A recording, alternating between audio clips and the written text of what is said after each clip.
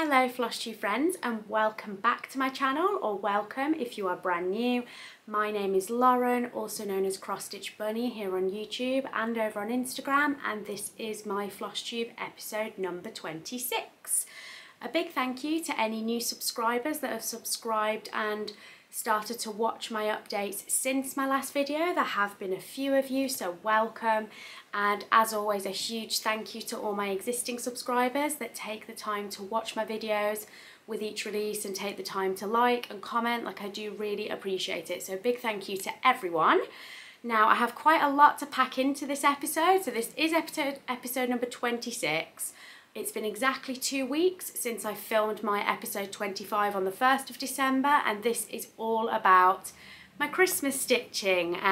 So we're here in my living room. We're not in my usual filming spot. The lighting isn't as good in here, but I thought I can't not film by the tree when it's Christmas. That must be like a Flosstube rule.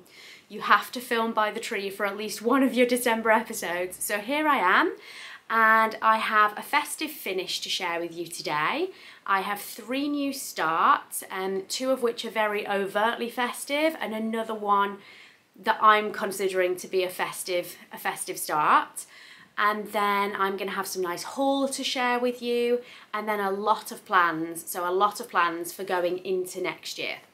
So we will get started because I do feel like I have quite a lot to pack in. I have just realised I've forgotten to bring my board in that I usually hold my stitching against, but we will just manage without it. So I will show you, I'm looking around to see if there's anything else I can use. I don't think there is, but hopefully you can still see. So I'm very sorry that this has not been ironed, but I do have a festive finish. So for those of you that have been watching me for a while or who follow me on Instagram, this is the 9-jar sal that I hosted. The pattern is by Susan Bates and is the festive memory jars. There is also a summer memory jars pattern, and I started stitching this along with quite a few of you on the 1st of July of this year, and the sal came to an end on the 9th of December, but I actually finished it on the 6th of December, so a few days ahead. And I am very pleased with it. I will just give you a close-up of each row. And they've all, I'm not going to try and read them out because I can only see it on the tiny screen. But we've got the 3 rows of 3 jars, all beautifully festive, absolutely lovely. And I'm just so pleased with how this has turned out. I think it's so cheery. Yeah, so I did this on 18 count white Ada. I know that a few other people did it on fancier fabrics and they're looking beautiful. I know that a couple of you are finished, a few are catching up, but it has just been so fun to stitch this with plenty of people keeping me company while I do it. And a big thank you to everyone that joined in. I really should have ironed this before showing it. I'm so sorry. Didn't realise quite how creased it was out of my frame until I'm looking at it here on the view screen, but there we go.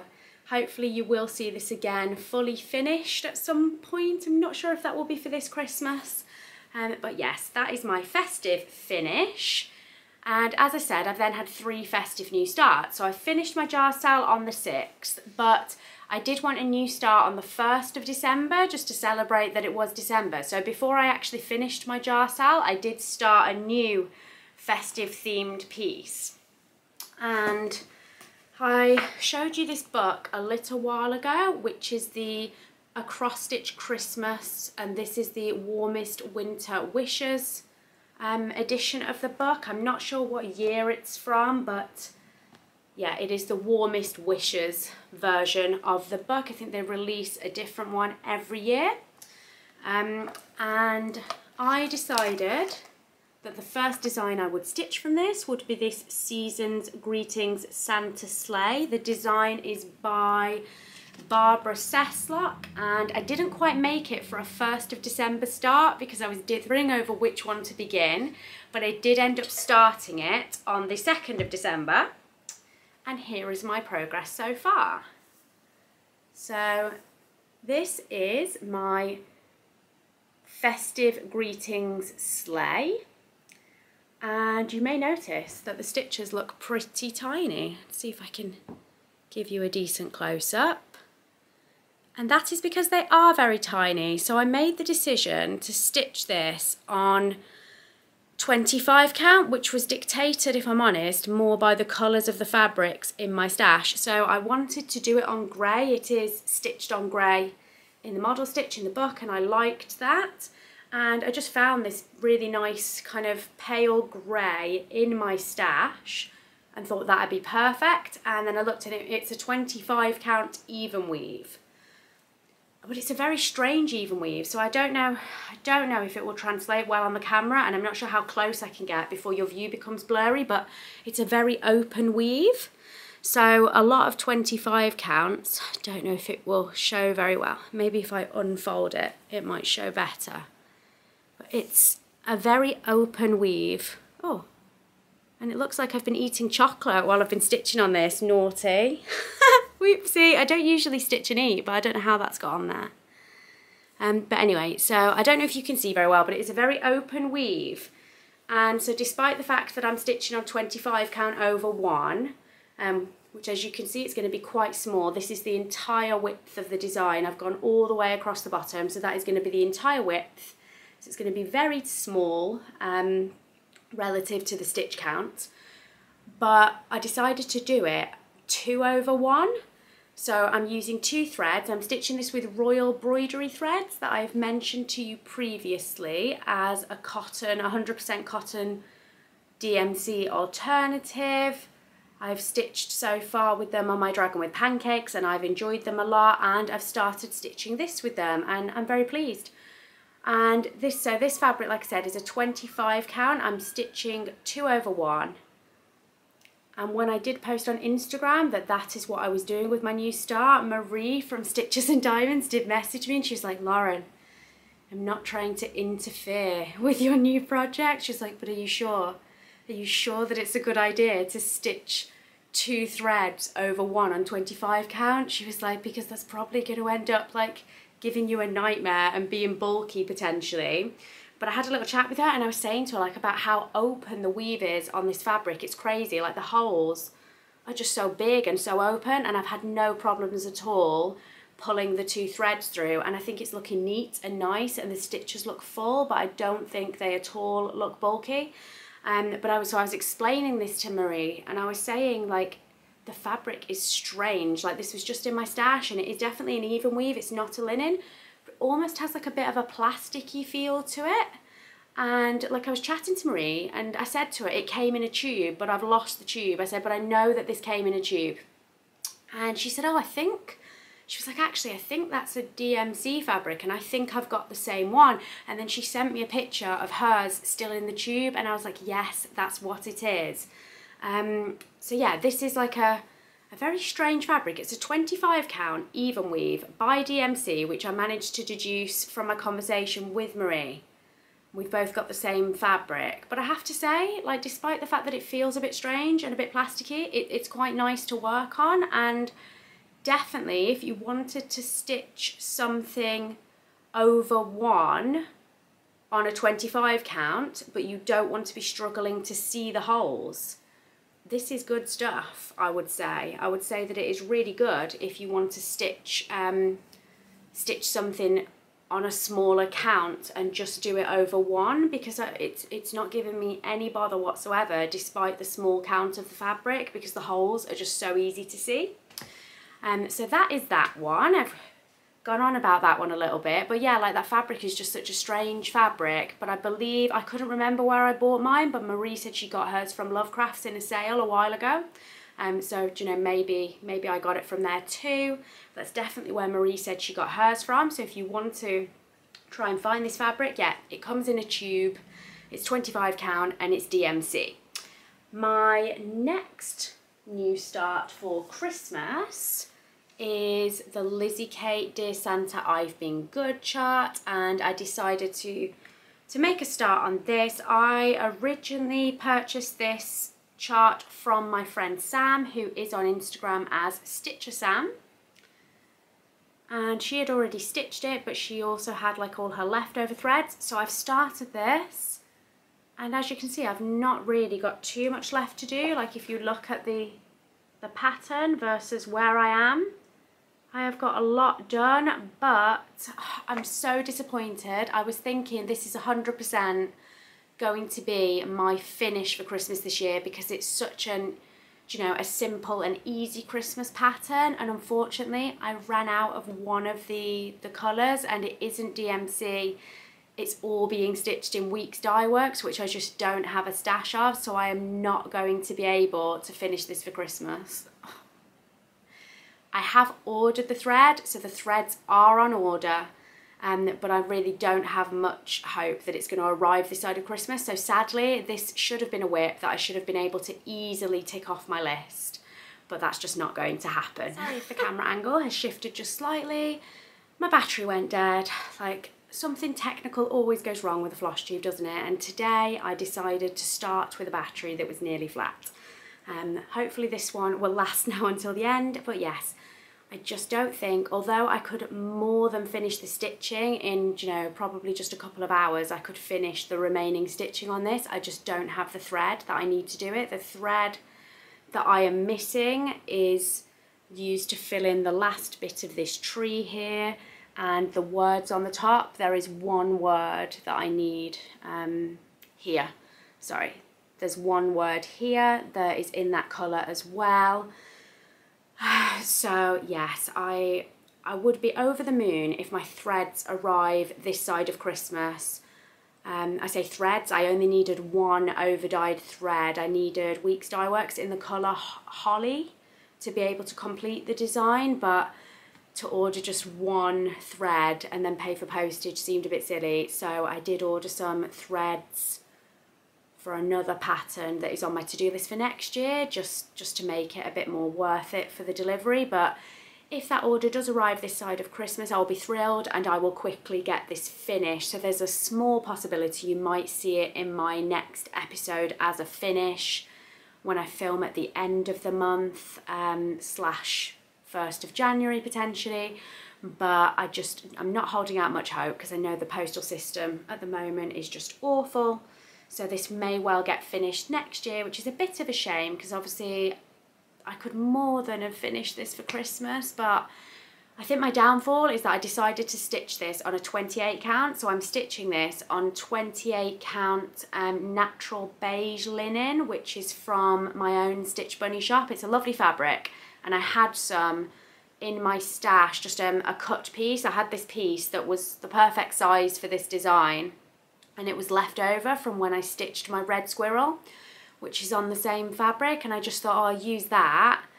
If I'd gone for a 32 count or a 36 count, then my threads would have been enough, and I think it's just the fact that I did it on a larger count, I did it on the 28, I ran out of the thread, which was unfortunate, but I'm very close on that one. So yeah, those are my two very overtly and obvious festive new starts. And then I have one other start, which I am classing as a Christmas start, although the design itself is not Christmassy. So I have been enjoying recently watching all of Fibre Arts Amy's Mirabilia stash videos. It's like her Mirabilia parade on Flosstube, and I have watched all of them, but I've lost count of how many there actually were, because she started out with like part 1, 2, 3, and then there was definitely a part 4, but I'm not sure if there even ended up being a part 5, and they were not short videos, like they were hours and hours and hours long. I've not actually had that much time to be watching too much Flosstube over the last few weeks, but when I have been doing, I've just been watching like Amy's marathon Mirabilia like parade, and it left me itching for a new Mirabilia start, which is really naughty because I already have on the go my Ella Frog Princess. I have my Snow Maiden, who would have been a good one to pick up and stitch on this December because obviously she's wintry themed. I've also got my Baker's Wife, which is a whip, and I have started it, but I've barely put any stitches into it. So that's 3 that I've got on the go. And then I've also got my Fairy Roses on the go that I started at the retreat, the No-Ban retreat back in October, I think it was. So I've got 4 Nora Corbett designs already on the go. I really didn't need another Mirabilia start, but just after watching all of Amy's videos, I was like, I want to start one, and I wasn't going to be happy until I did start one. So I was having a look, and the first one I picked up in my stash, I picked up this box that's a fully kitted pattern, and it is the blue topaz fairy. So I picked this up from my stash. She was the first one that I picked up while I was about to start looking at ones that I already had kitted. And this is a kit. I have shown it to you recently. I bought this at the most recent retreat that I attended, and this was from the Julie table. So Julie was a member of the cross-stitching community, but particularly a member of like the Mirabilia UK Stitchers group community that do all the Mirabilia and Nobam retreats, and sadly Julie passed away this year. And Zarina, who organises those retreats, has been selling off a lot of Julie's extensive stash at the retreat. So I picked this up fully kitted, and so I grabbed her off the shelf, and I knew she was the blue topaz fairy, but they're all fairies of the month, and I didn't know which month she was. And then I flipped her over and looked at the chart, and she happened to be the December blue topaz fairy. So I was like, right, that's decided then. It was fate. It was fate that I grabbed her off the shelf first, and she's beautiful. And obviously I've got everything in Julie's kit here, everything that she already kitted up for her. So I've not even bobbinated. I've literally just, everything is in the box, and I was just like, I'm just going to pick a fabric, because that was the only thing that wasn't included was the fabric. I thought I'm just going to choose a fabric and I'm just going to start. So that is what I did. And here we are. So I started her on the 9th of December, and as you can see, I have done quite a lot. So this is all of her dress here, and then I've made a start on both her legs, which I've done over the last couple of days, and the legs are being stitched over one, so that this fabric is a 32 count. I stitch all my, well, to date I've always started all my Mirabilias or Nora Corbett patterns on 32 count. This is an opalescent sort of dark blue fabric with some lighter patches from a stash. I'm just moving it around so that you can hopefully see the sparkles a little bit. Unfortunately, I lost the label for this fabric, so it is not one of my own hand dyes. I can't take credit for this one, but I'm not sure where I got it from because the label had fallen off, but I'm pretty sure that this was a retreat purchase, which would mean that it was either from Sparkly's or from the D-Stash table, one or the other. But it is a beautiful fabric, and that is what I have done so far. So I've done quite a lot, considering that I started her 5 days ago. I haven't done much stitching on anything else since I started her. I've done a little bit on my Lizzie cape because I picked that up last night hoping to finish it, and then realised I couldn't because of the mishap with running out of some thread. But other than that, this is all I've stitched on since I started her on the 9th of December. And I'm very pleased with how her legs are looking, and they are not 1/1, they are 2/1 tent stitch, which when I did my Mirabilia Petite Mermaid Ophelia's Pearl, I loved how the 1/1, because I did her skin 1/1 full cross, and I did really like the finish effect of it. Like, the finished effect was lovely. However, stitching it was not lovely, and I'm sure that any of you that have stitched 1/1 skin on any of the Fancy Lady designs, I think would agree with me that it's not a pleasure. Like, it's something that you do because you want the end result, but I am yet to come across anyone in conversation when speaking about stitching Mirabilias. No one has actually said to me, yes, I really enjoy stitching the skin 1/1, because it's just, you know, you're doing 4 times as much stitching. That's what you're doing. Like, to do the skin over 1, it's 4 times the work than if you just stitched it as normal 2/1 cross, like the rest of the design. Sorry, no, I mixed that up, 2/2, that's right. Yeah, so if I was stitching the skin 2/2, which is what I'm doing with the rest of the design, it would take me 1/4 of the time versus stitching it 1/1 full cross. But at the retreat that I was at in October, I saw someone stitching tent stitch for the skin on their Bella Filipina Mermaid whip, and she was doing 2/1 tent stitch, but I couldn't tell. So it wasn't until I got really up close and like stuck my nose against her work, I was like, oh yes, I can see that it's actually not full cross. And you know, it makes sense. People stitch full coverage in tent stitch, don't they? And they'll do 2/1 on, you know, 25 count, or, you know, maybe even like 20 count. Some people will stitch over 1 with 2 strands and just do tent stitch, and it comes out looking nice. Like those full coverage pieces done in tent stitch on a small count, you can't really tell that they're not full cross unless you get up close. So I thought that it was actually a pretty good idea that that lady at the retreat had, and I'm sorry I cannot remember who it was at the retreat that gave me this idea, but I'm pretty pleased with how it's looking. Let me know what you think. Do you think it looks good? I can tell you that this is a lot less monotonous because I'm doing, obviously it's tent stitch, so although it is still slightly more work and takes a bit longer than just doing normal crosses over 2, it is about half the amount of time that it would take me to be stitching full cross 1/1. So I feel, in comparison to when I was doing the skin on my mermaid, I feel like I'm flying through the skin on this. I feel like it's coming together really quickly. So yes, that is my December blue topaz start. So like I said, it's not an overtly Christmassy design. She's just a nice fairy. I will take her pattern out of the box quickly just to hopefully give you a better look. She is a lovely fairy. She has a lot of pretty beading, which I've not got to yet. But yeah, she's beautiful.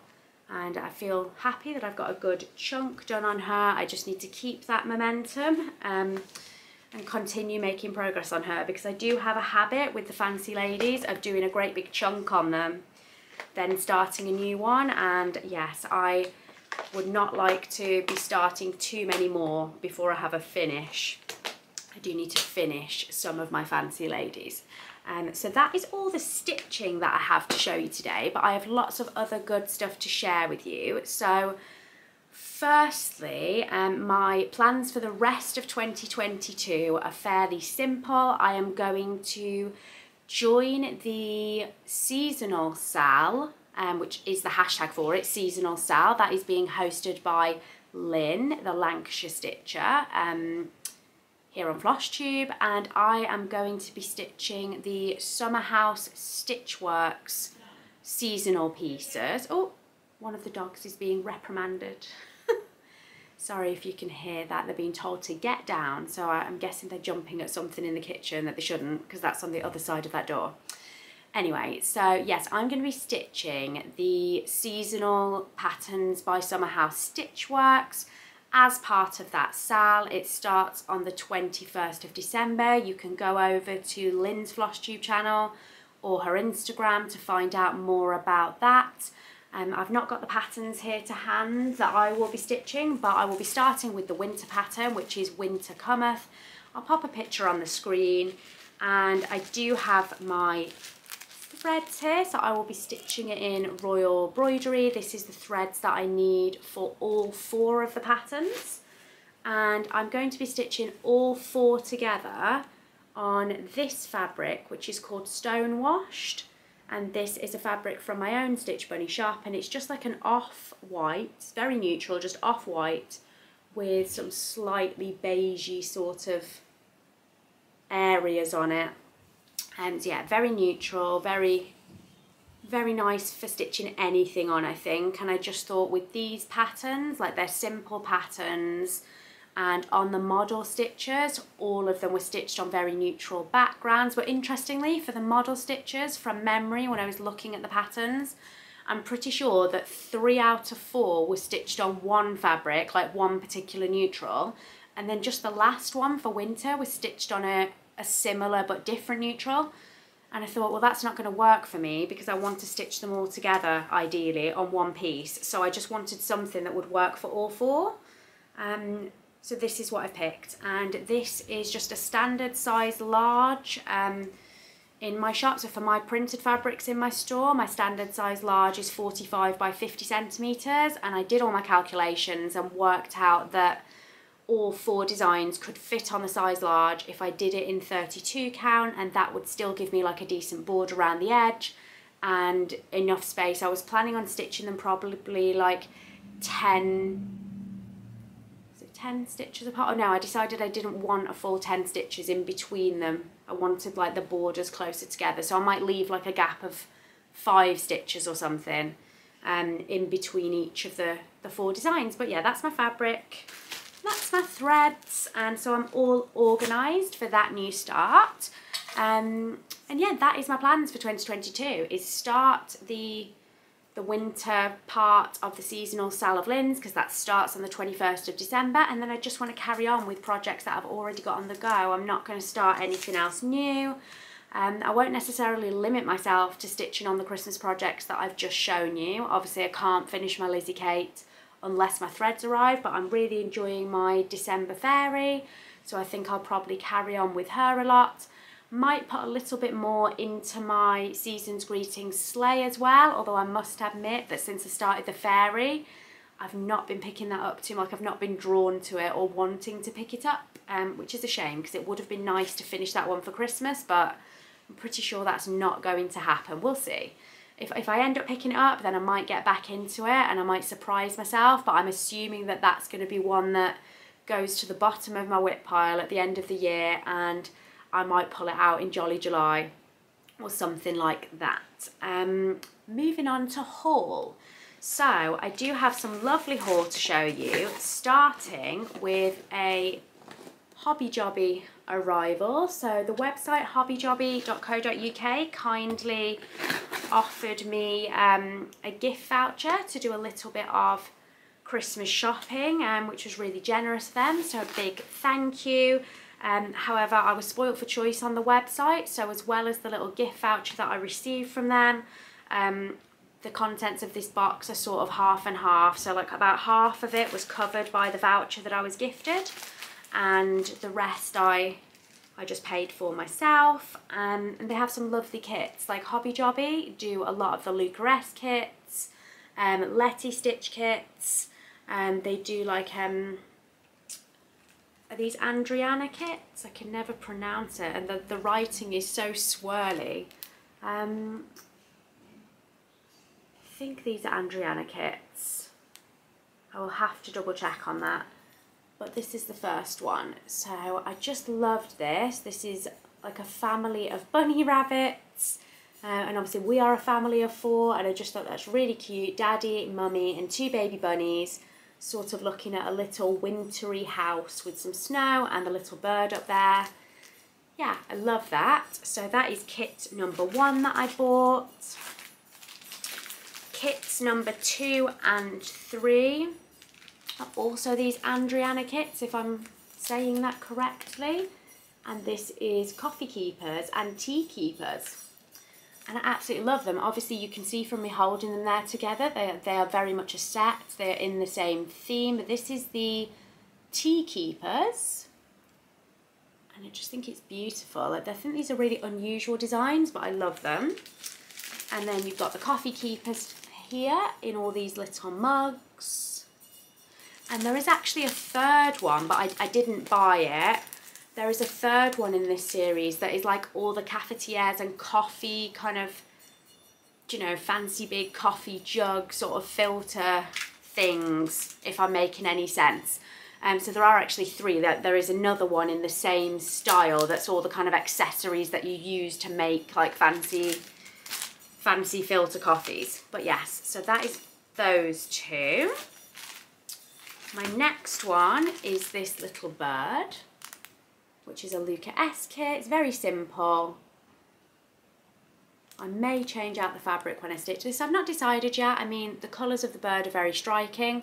I may just leave it on the white fabric it comes with, or I might change it. We'll see. But I just like that little bird. He's very simple but very pretty. This particular kit, I am not sure what the brand is. I think it's an MP Studio kit. I think that is what this is, MP Studio. And this is like a gorgeous little bird sat on top of a pot of honey or syrup with this foliage, and I just think this is beautiful. Absolutely love that. And the last one, I've had my eye on this for ages, and it is quite an expensive kit. You know, it's quite big. I think the full price of this is like £59. But I absolutely loved this, and this was on sale when I went on the website, so I don't know if it still is, but it was on a discount, and it's just this gorgeous owl in flight with all the blossom tree. And then I have not opened it, and the back doesn't show you the fabrics, it's just the chart that's in there at the back, but it does say on the website when I was ordering this, it does say the fabric is printed, but it is a countered cross stitch, it is not a printed cross stitch. But I'm thinking that all of this grey, perhaps, I could be wrong, but obviously this is supposed to be the moon, and so I'm thinking that when it says that it comes with a printed fabric, that maybe it is the grey that is printed with the white moon on it. I will update you on that when I actually eventually open this and start to stitch on it. But yeah, I just thought that was absolutely stunning. I'm so happy to have that one. So that is my Hobby Jobby haul. Again, a big thank you for them treating me to a little voucher. I have shopped with Hobby Jobby quite a lot over the past 18 months. I do enjoy buying their kits. I think they're really good value and a good selection of kits that you don't necessarily see on a lot of other websites. Like the brands that they stock are not necessarily widely available in the UK on dozens of different websites, and they're really reasonably priced. So I do like Hobby Jobby. I am genuinely a fan of shopping with them, and I do go to them for kits that I can't get elsewhere. So yes, that is my Hobby Jobby haul. Oh, they did also send me some more of the Nurge square hoops that I absolutely love. So again, big thank you for that. I have mentioned those to you guys several times. I do love the Nurge hoops. I have seen a few people on Instagram recently saying that they like have trouble with the tension with them and stuff. I can't say that's something I've ever personally experienced. I have loosened this off because, like I said, I'm not going to be able to work on this most likely till after Christmas, so the tension is loose, but that is on purpose because I've loosened it off because it's probably just going to be stored for a while. But yeah, I love the Nurge hoops. I've never had an issue with them, and the marks from where the hoop goes always seem to iron out for me, like with a bit of effort. And I do try and like loosen off my hoops in between stitching so that it doesn't, you know, massively mark them too badly. But yeah, I do love these hoops, and they are also stocked at Hobby Jobby, as well as their lovely range of kits. Other haul that I've got, so this is just from my haul box. It was not all purchased in the last couple of weeks, but I built up a bit of a backlog of stuff in my haul box, and if I've not shown it on Flosstube, it gets tossed in the basket. So I'm just pulling out a few things at a time to show you from there so that I can play catch up until the box is empty. So the bits that I have to show you today are this lovely Rendale kit, which I think is called Bath Time. Yeah, Bath Time kit of this little bunny. And I think that Sean at Craftivating Creations may have stitched this or spoken about it previously, but I bought this off a de-stash table at the retreat in October. Somebody was selling it, and it's all there, everything's in the kit, it's never been used. So that is that bit of haul. And then I've just got some Mirabilia haul to share with you. So I have got Cathedral Woods Goddess, Red, I love her, and the Red Lady Pirate. So those three mirror charts you will have seen on my Instagram stories possibly a few weeks ago. I did put those on there. I went to my mum's house and they were there waiting for me, which was lovely. But I have also got two other mirrors to show you, which are arguably as beautiful as those charts are. These ones are quite exciting because they are both out of print. So I have managed to acquire the Mermaid of the Pearls, and as well as her chart, I have got a material pack for her. So that is all the pre-sorted threads, all her beads, and then like the metallic threads here, And that is all kitted and ready to go.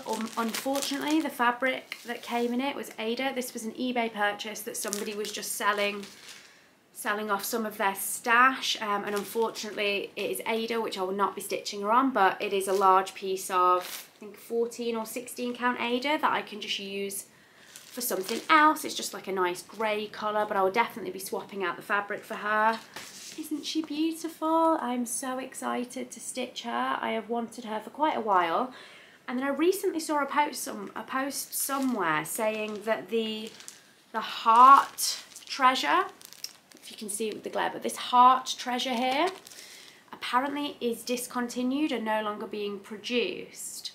And I did have a quick look, and yeah, every shop that I could think of to search for it, that particular Mill Hill treasure was no longer available. So unless you already have it, or you can find a material pack that somebody is selling, like I was lucky enough to do, I don't think you'll be able to find that heart charm anymore, although obviously you can replace it with something else if you decided to stitch her.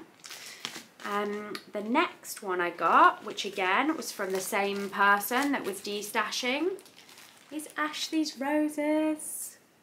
And I didn't even think that I liked all the rose patterns that much, but then my friend Sarah, Cross Stitch Mad Sarah, has just finished, well, she's not just finished it, but she's just got framed her Roses of Provence pattern. And then there's a few others, there's like Sharon's Roses and some others, like there's quite a lot with roses in the name by Mirabilia. And yeah, I had another look at them all, and I just decided that actually I think she's beautiful. So there she is. And again, got a materials pack for her with everything in it that's needed. So all of the beads, which doesn't look like there are many beads. It doesn't look like there's any metallics. So it's literally just a thread pack with a few beads. And again, unfortunately Ada, but that's not a problem because I will just switch that out, and that will give me a big piece of that cream Ada to use for other things. That is all of my haul. So 2023 plans, and I do have quite a few of them. Firstly, I'm going to talk about 2 stitch-alongs that I'm hopefully going to be participating in. Obviously, I've already mentioned Lynn's stitch-along, but that starts in 2022. For 2023, Teresa Little Stitcher, who I'm sure you know here on Flosstube and on Instagram, is hosting a Fancy Ladies sale. I still need to catch up with the episode of her live where she's actually revealed the hashtag. I got part way into it. I was watching it, and then one of our girls went into labour and we ended up having puppies. And since I switched it off that night, I haven't picked it back up and watched it again, probably because I was too busy watching Fibre Arts Amy. So I do need to catch up with Teresa's Flosstubes to find out what the sale hashtag is. So I can't share with you what the hashtag is. I need to catch up with her videos. But there is a sale. It's starting on the 1st of January, and as I've already told you, I'm going to be starting my Bella Trio. So there's a picture of the Bella Trio that I'm hoping to stitch. I've already showed you the fabric. I'm not going to talk any more about that because I covered it very recently. So that is plan number 1. Plan number 2 is a little bit more unexpected, and I only decided a couple of days ago that I am going to start my first chatelaine design in 2023. And that is because I already have the chatelaine octopus cave chart. I didn't buy it as a chart on its own. I received it in a D-stash from a lady where she gave me like a lot of charts in a big folder, and that was one of the charts that was in there. And it happens to be one that I really like. It's quite unusual. I'll pop you up a picture. It's got like a lot of black work in it, and it's not like the traditional like mandala or tile shape that most of the chatelaine designs that I've seen are, but I think it's beautiful. And Anita, the violet stitcher, she had said to me a while ago when we were at a retreat together that she also has it and she's going to start it at some point, and that we should start it together. And then we hadn't really spoken about it, and like since then Anita's like joined in with the Kazarina Dragon sale that myself and Rogue Mama Stitcher are doing, but we've like this idea of doing the chatelaine design had just kind of slipped my mind really until she messaged me a few days ago and said, Lauren, I'd really like to be able to take it to the Chatelaine retreat in 2023, and that's in July. So I'd really like to start it before then. Like, do you still want to start it with me? I've not got anything for it. I've got none of the materials, but I said to Anita, yes, I will start that with you. So I'm probably not going to kit the whole thing because I need to pull it out and look back over the list, but I know there'll be a lot of beads, there'll be a lot of speciality threads because that's kind of what Chatelaines are renowned for. I know it's not going to be a cheap one to kit up, and I am supposed to be doing Stitch from Stash for 2023, which we'll talk about in a minute. But I did say all those months ago to Anita that, yeah, we should start it together. So I am going to start it with her, but I'm just going to have to carefully work out which bits to buy for it to be able to start it with her at some point in the earlier months of 2023. So that is plan number 2. Then more general plans for my stitching. So those are the only things like specific new starts I've got in mind for like stitch alongs. But then I would like to theme my stitching for next year. I'm not going to show you my list today because I've not quite finished tweaking it. I will show you in my next episode, but I'm planning to theme my stitching, like my focus pieces, I hope. So I'm just going to have like a theme for each month. So 12 themes for the year. So for example, this isn't what the theme is, but for example, my January theme could be like, you know, feeling frosty, as a reference to like all things winter and cold, so not necessarily Christmas things, but if that was the theme for my January, then I would be trying to concentrate on at least one of my focus, like my one focus piece for the month would be something frosty and winter themed, and then I can stitch whatever else I like, but I just wanted to like theme my months so that I have one focus piece for each month that follows a theme. So that is the plan, and we will come back to that in my next episode with the 12 themes that I have settled on for the year, because I'm still finalising that, but that is something that I thought was a nice idea and something I would like to do. I then have 2 plans that are a bit more on the fence, as in they're not actually planned yet, I'm deciding. I have been asked by my friend Sarah, Cross Stitch Mad Sarah, if I fancied joining in with the letters of the month, sort of SAL, which apparently you can sign up for 6 months or 12 months. She sent me the rules, she's explained it to me, I've had a read, and I think that Lynn, the Lancashire Stitcher, does this, unless it's a different SAL with the same name. Lynn, the Lancashire Stitcher, does the letters of the month.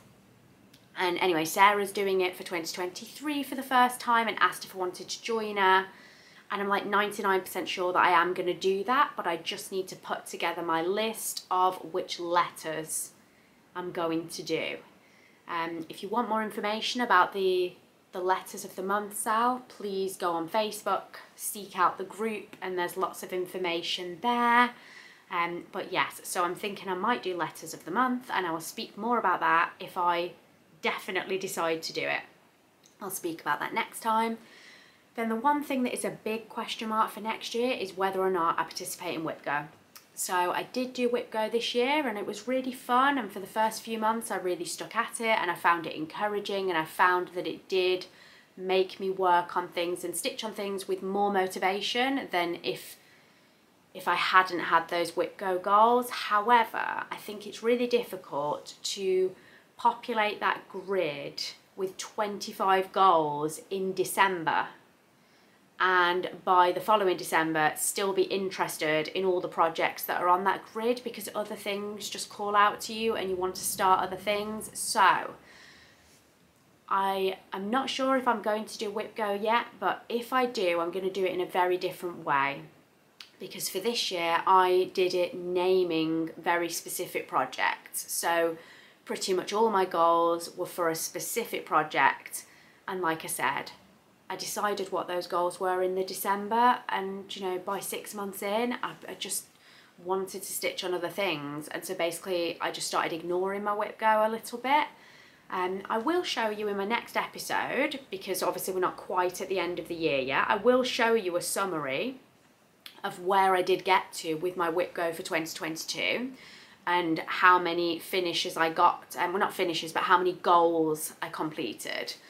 And I didn't do badly. Like, I think by the end of the year, like when I show you that grid, I will have achieved more than half. But obviously the idea is to get a blackout on the board, and I'm definitely nowhere near a blackout. So I may just scrap whip go completely for 2023, because if I'm doing the letters and my themed stitching, that may well be enough for me in terms of box ticking. But if I do whip go, I may do it with very generic goals that don't relate to a specific project, but it might be something like stitch something that's red and put 200 stitches in, if that makes sense. And then obviously I can look through my existing whips, and a lot of them probably have red in them, and I can find one that takes my fancy and put a few hundred stitches into it. Or I could have a goal that says something like stitch on something with an animal theme, and obviously I love stitching animal themed things. I always have at least a couple of whips on the go that are animal themed, so again, I could just pick which one takes my fancy and put some stitches into that. So that's where I'm at with whip go. I love the concept of whip go. I think it's really fun, but my board was just too specific for 2022, and ultimately that led to me getting bored with it and not wanting to stick with it when other projects were more exciting than what was on the board. So if I do it, I'm going to do it differently.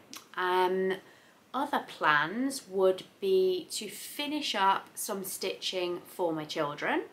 So I have a number of patterns in my stash that I've bought, or kits that I've bought specifically with my children in mind, things that I want to stitch for them.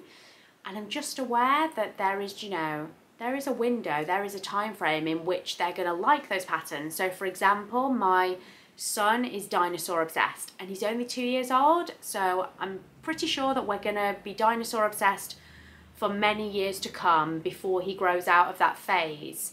But we all know how slow the stitching hobby is, and like easily with the amount of stash that I've got, if I don't start those dinosaur patterns that I've bought for him soon, I'll blink and he'll be 10 or whatever, and he won't like them as much anymore. So I do want to stitch that, like I do have specific ones in my mind. So there's 2 dinosaur patterns that I have bought to stitch for Hadley, and I want to make a start on at least one of those this year and hopefully finish it. So there's 2 dinosaur patterns, a unicorn kit that I bought to stitch for Daisy, and then I also have their birth samplers to do. So I want to do both their birth samplers within 2023 so that that is done. You know, they are now 4 years old and 2 years old. Like, those birth samplers need to be done this year. And lastly, which might be slightly ambitious, I would for next Christmas like them both to have a stitched stocking. I don't know how achievable it is going to be to get all those things done, but I am going to try. So I mean, how many projects is that? That's 2 dinosaur projects potentially, but at least 1 dinosaur project, 1 unicorn project, 2 birth samplers and 2 stockings. So that's 6 projects if I only stitch one of the dinosaur patterns. If I manage to stitch both, it would be 7. And like, stockings are quite big projects. The unicorn one that I've got isn't too big, but the dinosaur ones are quite a lot of stitching. So like I said, 7 projects, starting them and finishing them.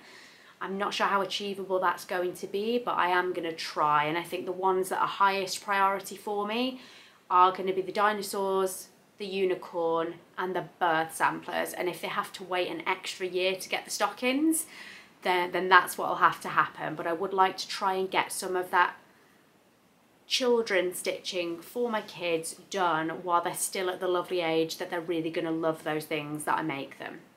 So that is another one of my plans of things that I need to focus on. Moving away from actual stitchy plans, just to things that are stitchy related, I do have 4 retreats booked for next year. I can't believe that that's happened, but I should be going to the Mirabilia retreat in April, the brand new Bella Filipina retreat in May, and both of those are organised by Zarina from Hawkins Hobbies. And then in the October, I will be going to the Floss Friends Retreat, which I think was new for 2022, but they're repeating it in 2023. That is organised by Sammy of Little Loop Stitching, and the Retford retreat in October is the one I'm going to go to, and I'm going to be selling there. So I'm going to be attending as a stitcher, but also as a shop. So that's going to be exciting. I'm going to be taking all my Stitch Bunny stuff there, and I will be a shop as well as a stitcher. So that will be a bit of a new experience for me to actually be selling at a retreat, but I'm looking forward to that one. And then the last one I will attend will be the Bee Stitcher retreat at Solihull in the November, organised by Nicola. And yeah, I'm hoping that all 4 of those are going to be fun. So that's my retreat plans. And then my very last plan is going to be Stitch from Stash, which I just mentioned a few minutes ago. So Stitch from Stash, if you want to find out about it, please go to the Facebook group, search for Stitch from Stash. I'll pop down the link below actually, so you can just find it really easily. But the concept of Stitch from Stash is not to not spend anything. But in a nutshell, you set a budget that could be anything from $0 to $25, because it is an American group, but I just do it in pounds for ease rather than messing around with precise conversions. So for me, it's a budget between £0 and £25 a month that you have to set. I am going with a £25 budget, so I'm going to allow myself £25 a month to spend on stitching stuff. And then if you want to spend more than that, you have to earn it through having finishes. That is the concept. Obviously, there are rules about how you calculate what your finishes are worth in monetary value to put into your earnings pot. There are spreadsheets and documents and things for you to fill in that make it all really easy to do. But yes, I am going to do Stitch from Stash again for 2023. I did it for 2022, but I didn't do it. I joined the group, I had the spreadsheet, and I inputted all my info into it. So I input what I was spending, but I've not mentioned Stitch from Stash here on my channel for months and months and months, because it became very clear to me a couple of months into the year that it had gone completely out of the window. I hadn't stuck to it. So all I was really doing was using the document to record my stitchy spending rather than actually controlling my stitchy spending. So I am going to retry for 2023, and it was actually Marie from Stitches and Diamonds that gave me the push to retry it, because we were just chatting and having a bit of a conversation, and I don't know how exactly we got onto the subject, but I ended up saying to her, like, have you seen Stitch from Stash? I think Marie was talking to me a bit jokingly about how she needed to try and stitch from her stash, and then I said to her, well, there's actually a group for that. So I invited her, sent her the link to the group, and yeah, she messaged me again this morning actually saying, Lauren, are you definitely doing it this year? I was like, yes, I'm definitely doing it. We're going to try. So Marie and I are going to try and keep tabs on each other. I think her budget is also going to be the full 25 maximum allowance. And we're both going to try really hard. We will see how that goes. So yeah, that is everything from me stitchy wise. For Flosstube in 2023, I intend to continue with my bi-weekly updates. So one that's mid-month, and then one that's either very end or very beginning of the month, depending on when I get to film. And the only other big plan I have is that I intend to do a January whip parade, because I know that quite a few people have been doing whip parades towards the end of the year, but I thought for me it would be quite nice to do one at the very beginning of January to just show what whips I am starting the year with. So that is my plan.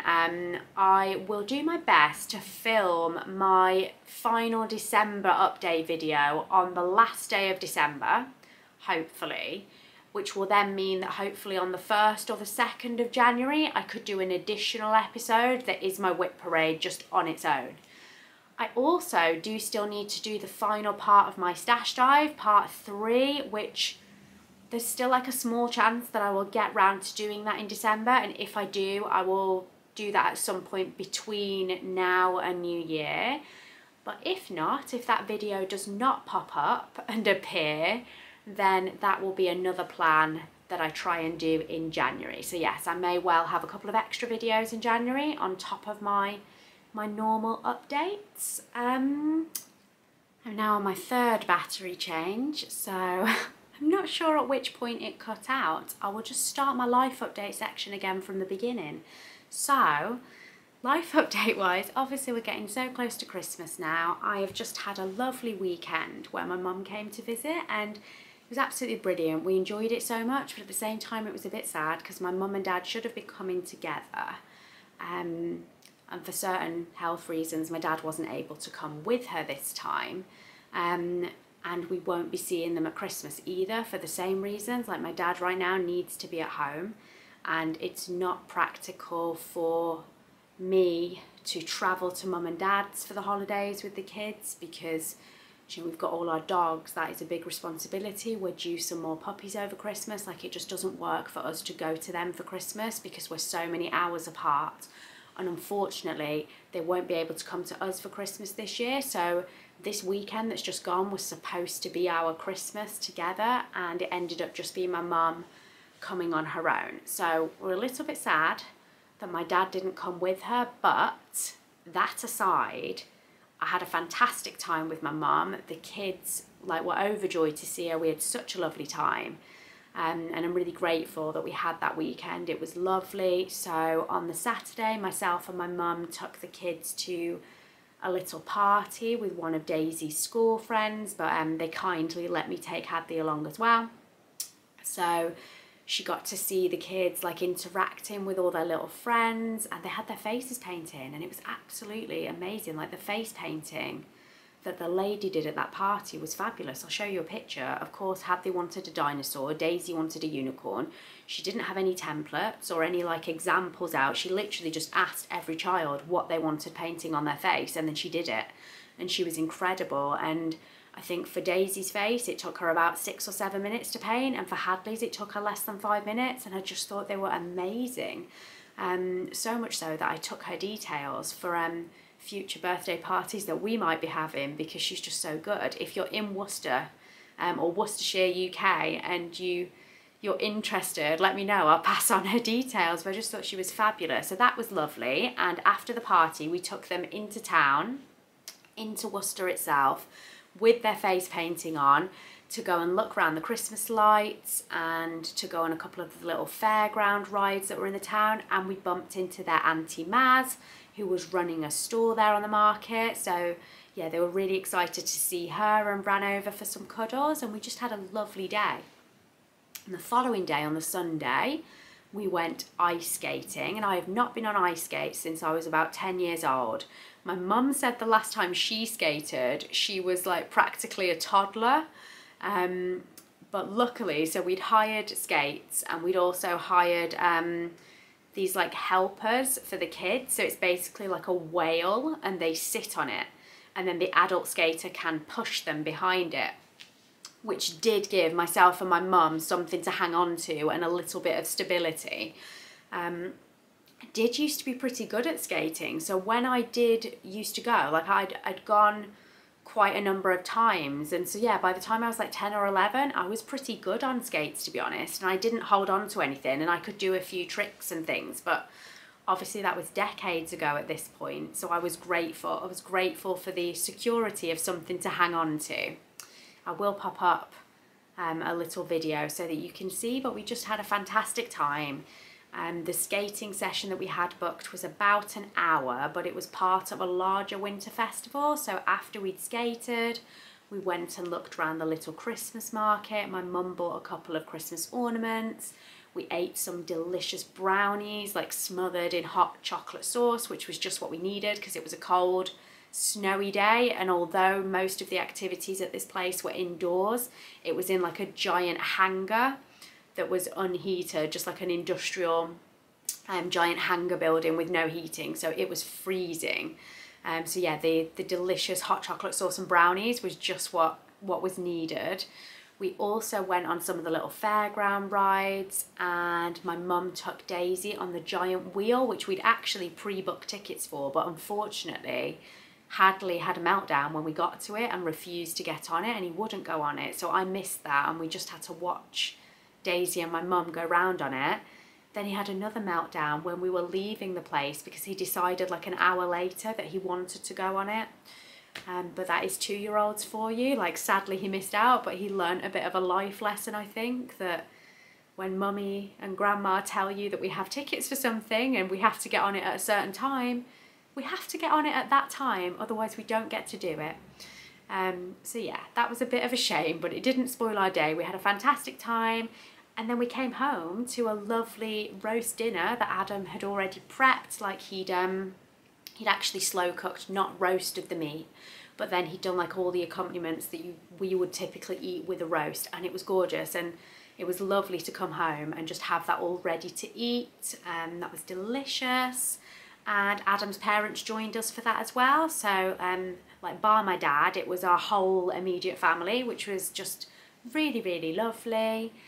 And my mum like brought all the presents, so I've hidden those away ready for the big day, and I gave her the gifts to take home for my mum and dad. So yeah, like, we had a little bit of a Christmassy celebration, kind of, a little bit early. And then actual Christmas wise, it's going to be a quiet one for myself and Adam. So it will be us, the kids. The only thing I've got booked, so the kids like preschool finishes today for Hadley because he only does 2 days a week, and today's his last day. And then Daisy finishes school on the Friday at lunchtime, and then she's got 2 weeks off, and his preschool is attached to the school, so they go back at the same time. I think it's from the week of the 4th of Jan they go back. So yeah, I've got 2 weeks off, and we've not got massive plans. The only thing we've got planned is a grotto trip. So we will go to the Christmas grotto at the reindeer farm to see Santa. And yeah, other than that, we've got no plans. It's just going to be a quiet Christmas holiday for us. On the day itself, it will be myself, Adam, 2 kids, his parents will come over, and his niece is staying with his parents for the holiday, so she will come along as well. It's going to be fairly relaxed, laid back, not too much pressure. We will be hosting, so I will be in charge of cooking, but Adam will be there to help me, and we make a pretty good team when it comes to Christmas dinner. So that is everything. Like I said, no huge plans. I just want a quiet Christmas, and I think, like I said, it would be nice if my parents could come, but I am determined that we are going to spend Christmas all together next year.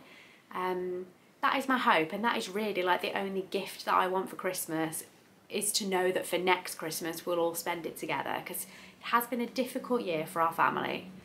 I'm not going to go into details because I don't like to dwell, and it's not what my Flosstube is about, but it has been a difficult year, and we will leave it there, and it's still not over. So we would just really like to have a happy and healthy 2023 for everybody.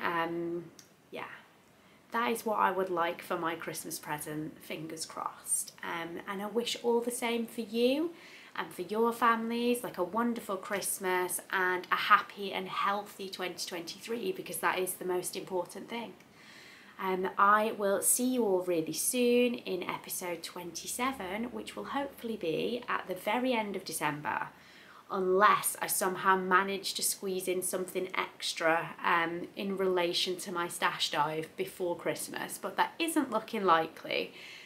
So I will assume now that I will not see you until close to New Year. So a big happy Christmas to all of you that are celebrating. I hope that you enjoy it. I hope that you see your family and your friends, and I hope for those of you that have loved ones that are missing this Christmas, that you don't have there with you, that you still manage to enjoy and celebrate the holiday, and, you know, remember people fondly who are not there with you this year. And yes, I just wish everyone a healthy 2023, and I will see you soon. Merry Christmas everyone, goodbye.